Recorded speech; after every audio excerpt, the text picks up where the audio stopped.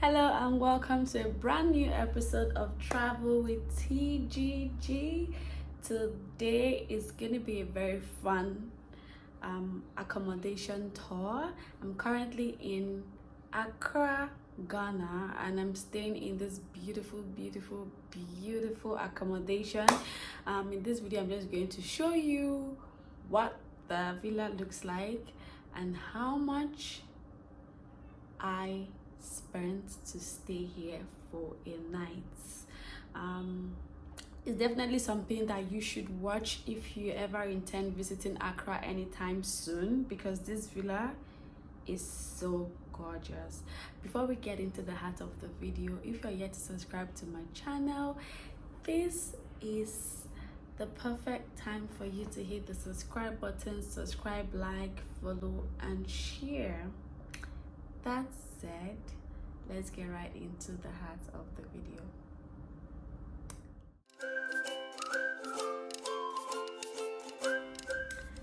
Hi again.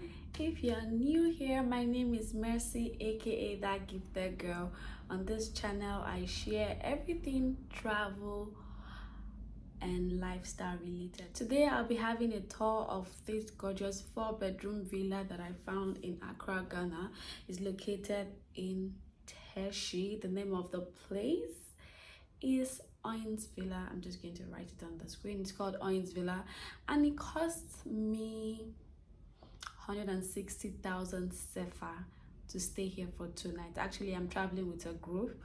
My travel group Trip School curated a trip to Ghana recently, and we'll be staying here. We've been here for 2 days, and yeah, it's a 4-bedroom villa.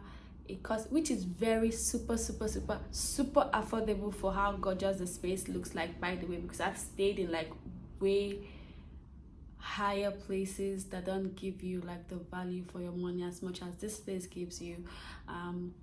It's a 4-bedroom villa and I paid 160,000 sefa a night. That means it's about 80,000 sefa. Sorry, I paid 160,000 sefa for 2 nights. That means it's about 80,000 sefa per night, which means per person should be about 20,000 sefa, which genuinely I think is a steal. Because have you seen the prices of accommodation in Accra?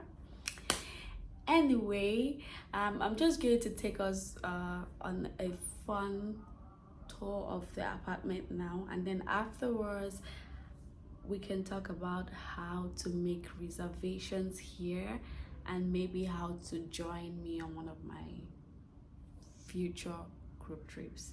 Stay tuned.